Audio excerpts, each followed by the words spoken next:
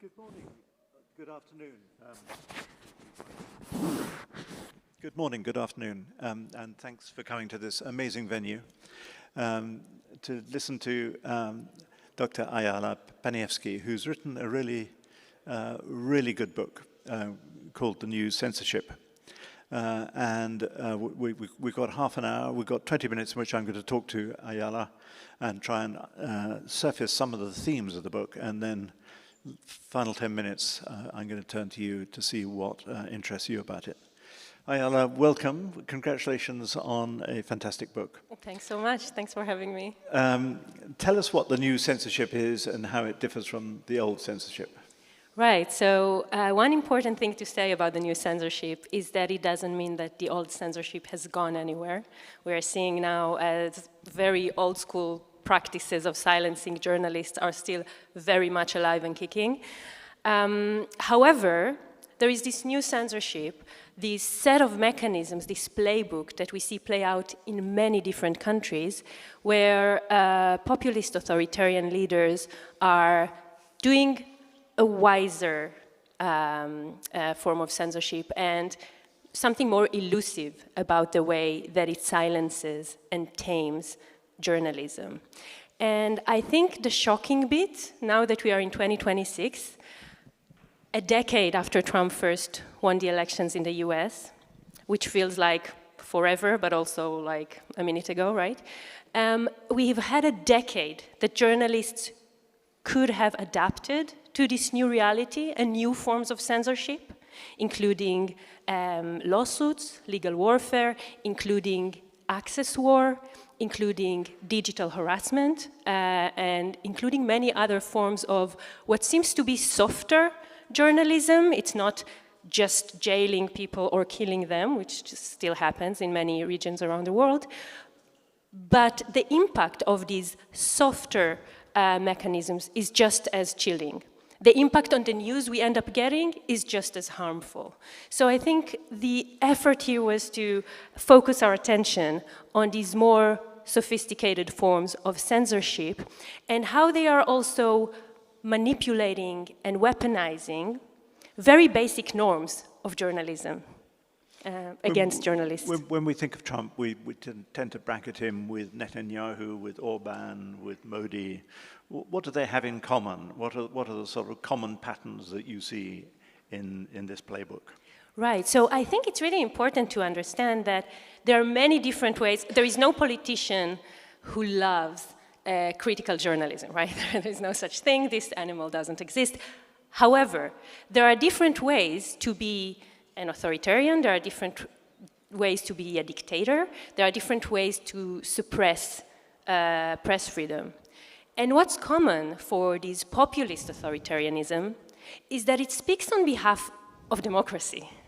That's what's so confusing about it, that these populist leaders often talk in the name of the people, and this makes it very difficult for journalists and news organizations to cope and to handle properly and to see this for what it is, which is a new form of censorship. So I think the rhetoric around the new censorship is significantly different than it was in previous regimes we can think of that have also controlled the media and allowed for no press freedom, but used the very different justifications and very different mechanisms around them. Where has media failed? To what extent has media been complicit in allowing this to happen? So that's a great question, and I think as someone who grew up in Israel and was a journalist for Haaretz for many years, you can really see how over time, when the country is led by a populist authoritarian who makes a point of bashing the media, what happens over the years is that you get two very different spheres, two different universes of media.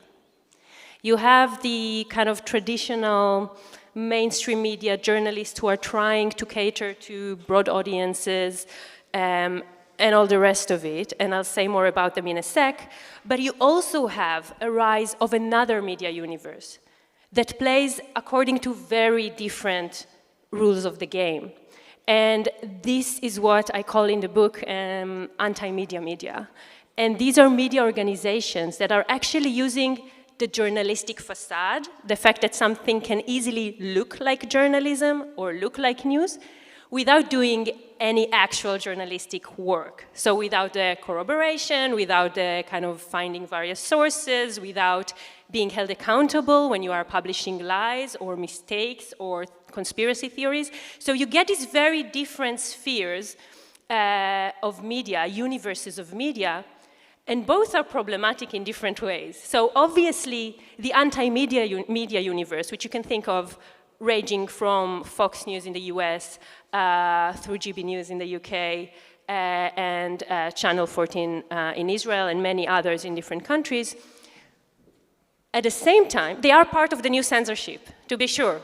The fact that these are not attacks on journalists, but rather news organizations that are using the facade of journalism to do something very different, either propaganda or other things, is very harmful, and I think we should start realizing this is part of the new censorship. The universe of professional journalists who are trying to do their work has also, unfortunately, responded very weakly to the populist attack and hasn't managed yet to adapt to this new threat to journalism and to properly hold this type of politicians accountable. So I think these two spheres have a lot to do in explaining where public opinion is at the moment in these countries. Just to stick on the struggle that real journalists as opposed to fake journalists are encountering. There's a huge now in the countries you're talking about anti-journalistic sentiment, and that is obviously stirred up by the leaders. You know, every time Trump opens his mouth now, he talks about fake news.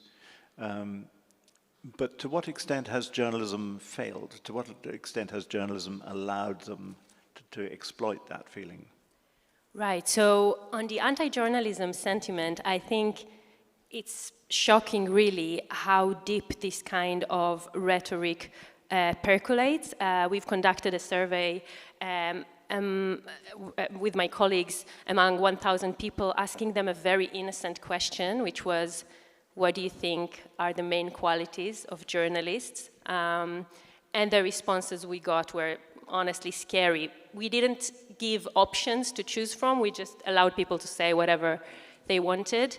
And it was not just the kind of fake news biased rhetoric, but very fast it goes to enemies of the people, haters of their own country, anti-patriots, etc. So yes, the anti-journalism sentiment is 100% there. I think one example for how journalism failed to protect us, but also itself, to be honest, is the fact that most people have heard the worst things about journalists in the media. And I think the fact that these kind of populist authoritarian leaders are often getting massive media exposure, even when they still don't have massive popularity, public popularity, is one of these sins, I would say, that are very difficult to counter now, because once you have platformed these people and celebrated them, and we've seen this with far-right figures in the UK, in the US, in Israel, in other countries, they really weaponize and use this airtime to go even further after the journalist. And I think still many people in the industry are thinking about cutting off such interviews, for instance, as a form of censorship or shutting someone's views or ideas, while actually what they end up doing is really amplifying the worst voices that are coming after them, but more importantly, after our democracies. So I think this is one tiny example for the ways the media kind of served the anti-democratic forces that are coming after them. You've got a very interesting chapter on Israel, and you worked as an Israeli journalist. To what extent is that a case study that ought to be an early warning system for the rest of us? Or what are the limitations of thinking of that, of Israel as a case study? Right, so of course, there are I think everyone here can think of very significant differences between the case of Israel and Palestine and everything else, just because you have an occupation that has been ongoing for many decades, and everything that comes with it when it comes to journalism. However, I do think that when we're looking at the relationship of the leadership, in this case Benjamin Netanyahu, with journalism, there are actually many lessons to be learned, because a lot of the things that we've seen taking place in the past in Israel are then being used and reiterated in other countries as well. So in terms of, obviously, the conditions are different. The victims of the hatred spread by the populist authoritarians are different in different contexts. But the playbook that is used by Netanyahu and Orban and many others is very similar. So I think there is something to learn about the mechanism from this comparison.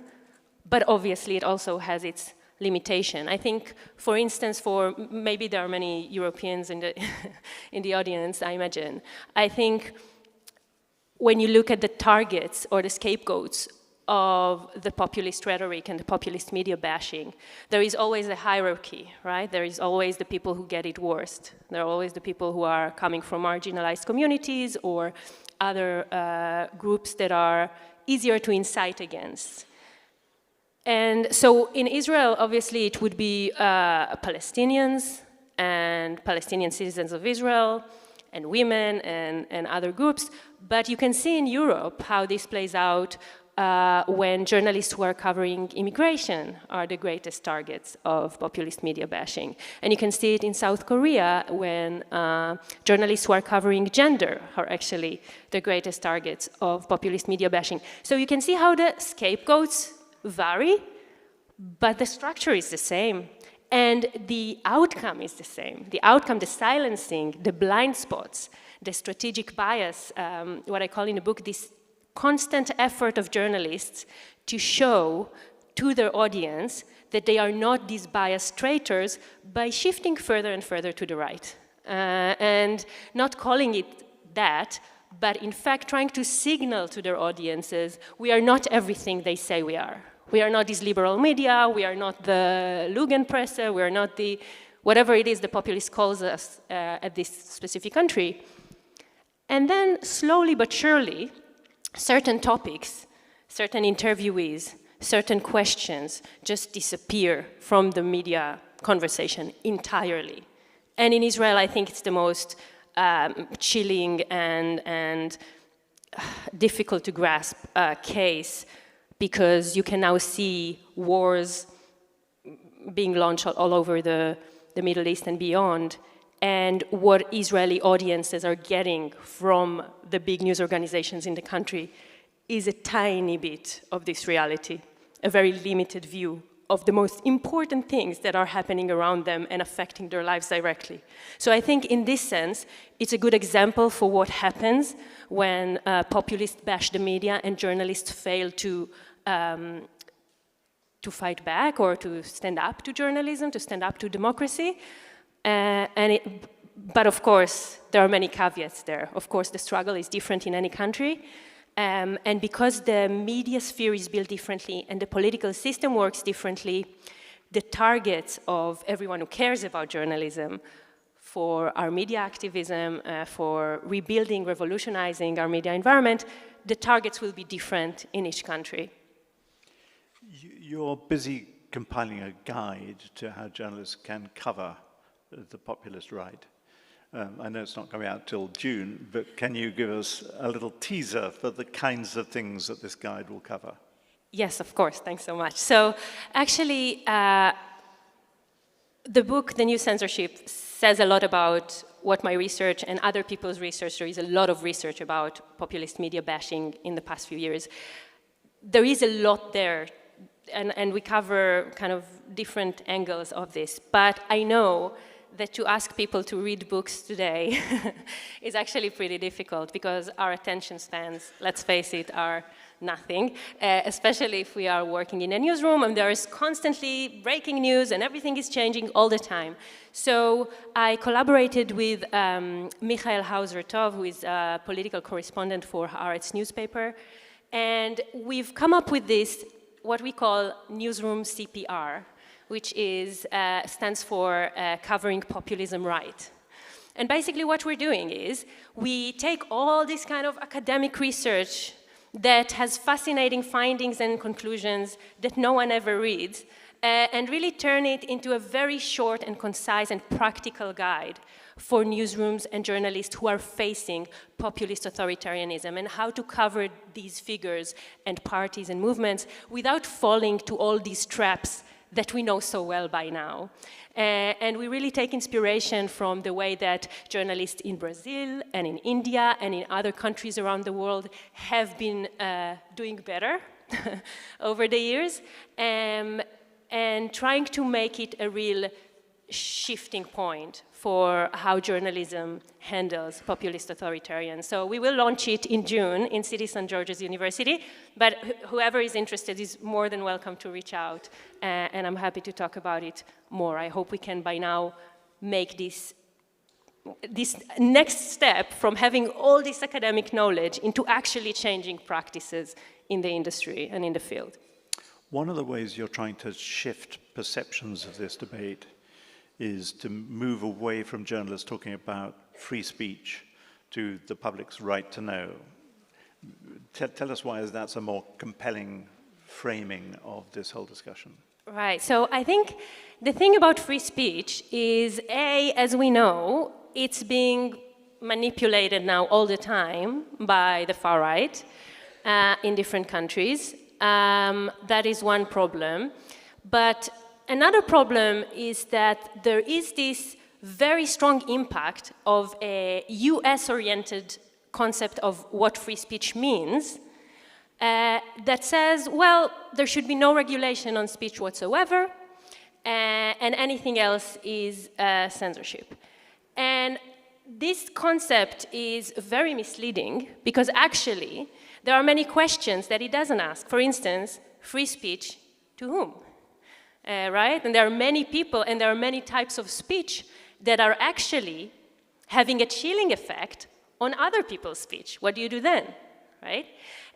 This is the second problem. The third thing is, when you talk about press freedom or freedom of the press, it sounds like you are defending journalists, which are, as we discussed, not the most kind of loved figures at the moment, right?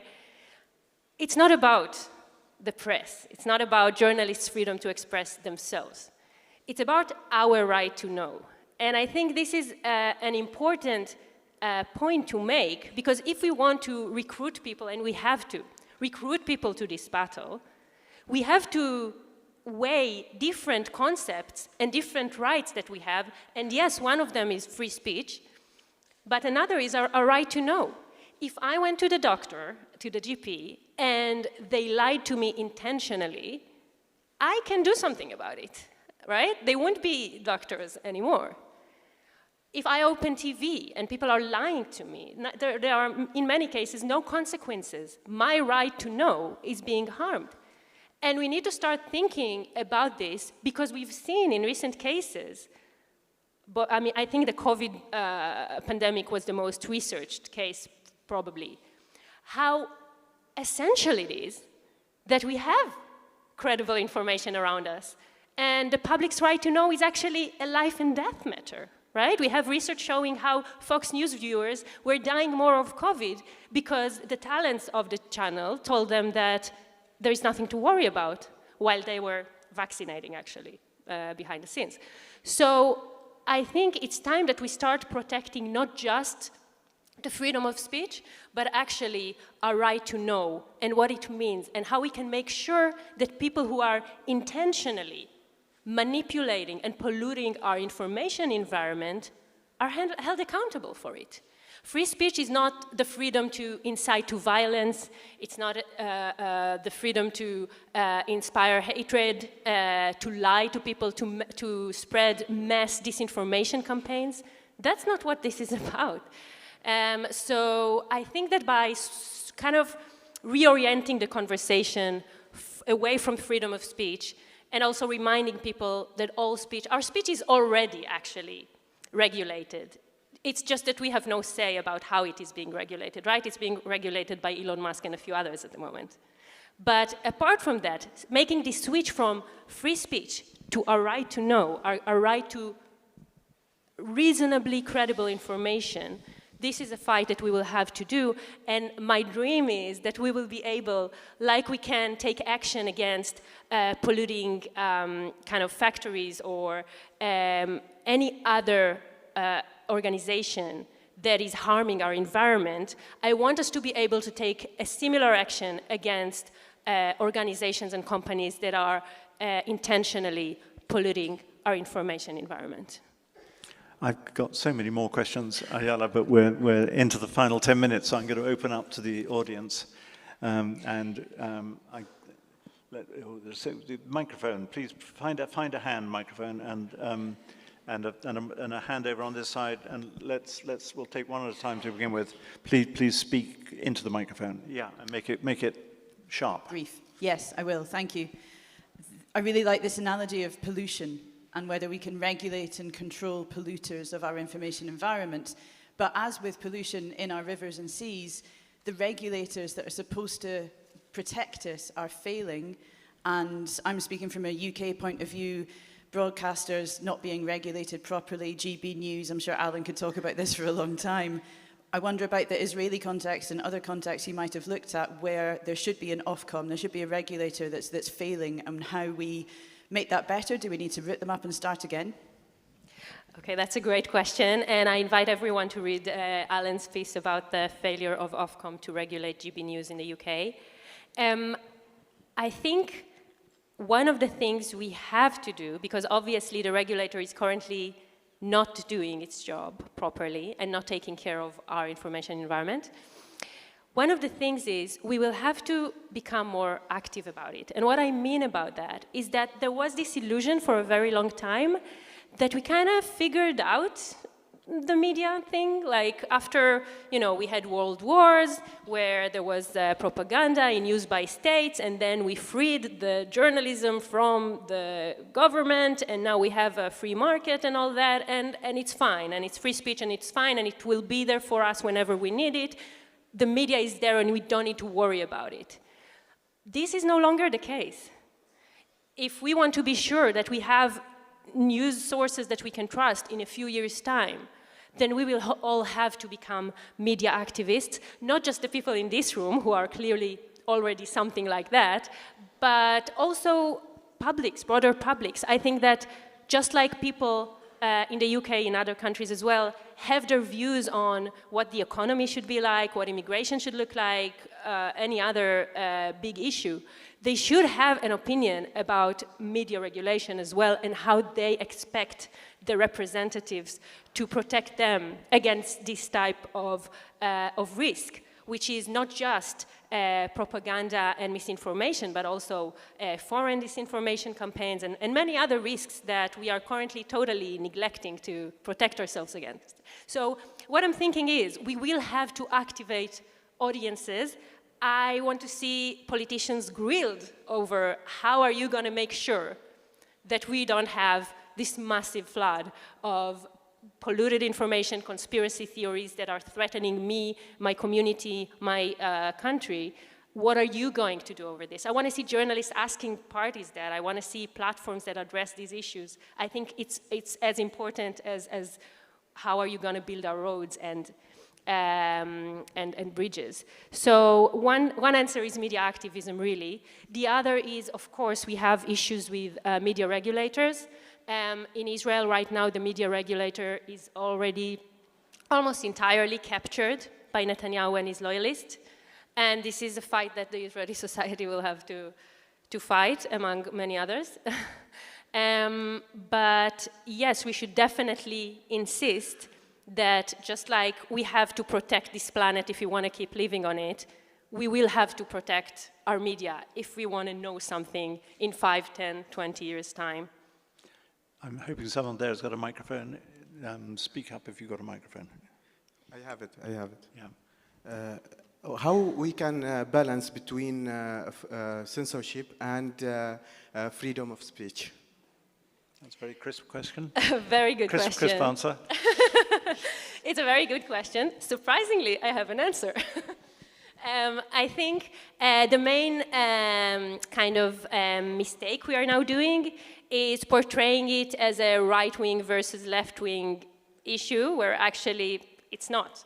There is no, it's not trivial, or it's not inevitable that right-wing media will also be, like it is now in many countries, spreading lies, disinformation, and conspiracy theories and hate. This is not inevitable. You can be a right-wing news organization that is doing fantastic work. You can be a news organization with certain convictions or certain beliefs or points of views that are communicated openly to the audience and still be subject to this kind of journalistic practice of when you get a story, regardless of if it's about your favorite politician or your most hated politician, you still pursue the story because you're a journalist and that's what you do. And if you get something wrong, you correct it because you're a journalist and that's what you do. And I think once you understand this is not about shutting down right-wing media or left-wing media, but rather about setting a clear set of criteria. And this is actually something that we should be all doing as a community, because for many years, both journalists and academics didn't want to touch this question, right? Nobody wants to say who is a journalist and who is not a journalist, because it sounds like, you know, we don't want governments to make this call, we don't want corporations to make this call, who gets to decide? But what happens when we don't decide and we don't come up with criteria is that bad faith actors are weaponizing this against us. And now Benjamin Netanyahu's son has a journalist press card as well, because he has a podcast, you know, and what can you say? So I think it's important that we do it, and there is a chapter in the book called Anti-Media Media that tries to explain this more in detail, and there is also an academic article out now that tries to say, okay, these are the criteria that we should be looking at when we are trying to determine which news organization is a journalistic enterprise and which is a propaganda or something else.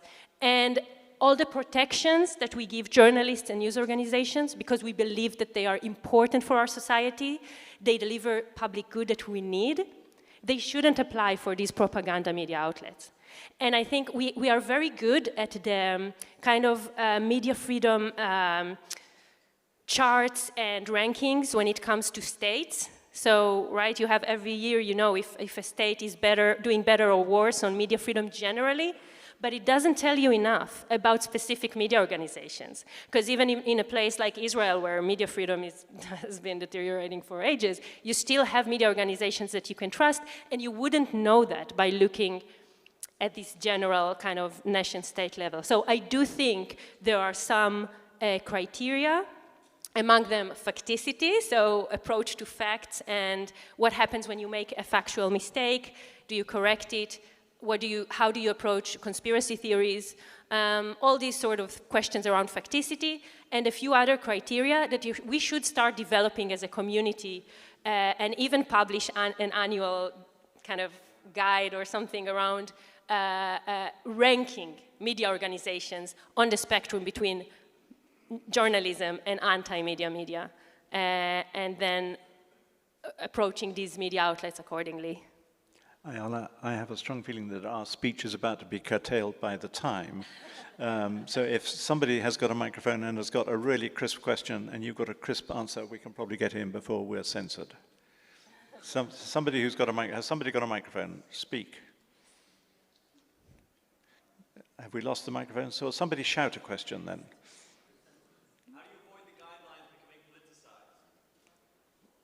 That's a very good question, a difficult one, and it will look differently in different countries, but I think this is a question that has been accompanying public media organizations for years, right? How do you build a mechanism that is public, that is not in private hands, but also independent enough from the government to be not to be politicized? And we see very few cases where it actually works, right?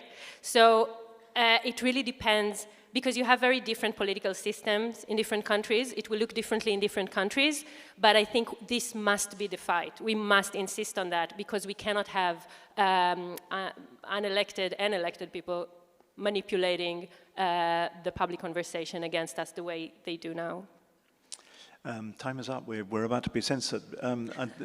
Ayala's a very unusual beast because, as she says, she won't be popular for having said this, but a lot of academic work on media is, I'm not going to say unreadable, but it